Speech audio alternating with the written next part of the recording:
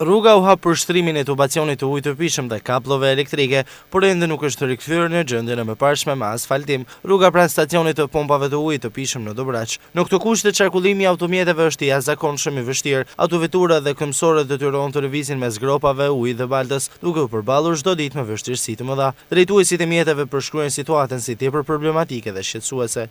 Problema bau, ja rrugë, shumë i bodesh. Zendjen e rrugës pesh ihni vetë. Jena ba me mos me shku të shpja jonë, me landi ku rrugë të madhe. Po i vjetë e kale mirë, pëse din këta hapin i kanal, mëllin, hapin prap, këna harru e lejtë, e hapin prap, veç në terë, po zim gjanë, bane 10.000.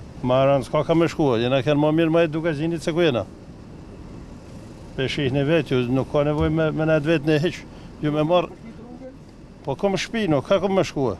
I tu të i kësyri tash akum kolla makinën isha, mas me manesh në kamjene me shko kam të shpia. Rruga për faqet tonë zez, po shifni vetë, na morën shpirtin. Kalojnë me fadrom, shifni si kalojnë me fadrom, edhe bani si kur po punoj edhe lajshto. Vetëm përbërç, na morën shpirtin. Jena ba me ik natën për i të vendit. Sa ko ka kjo? Po anë 2 vjetë më borë. Kanë fut 3 kabla për tensionin e naltë. Kanë fut ujnë, vine e prishin kërë të ditëve, e lani ashtu, nuk të përgjigjen, po thojnë i ju në lani ashtu. 20 herë kalojmë me fmit i to.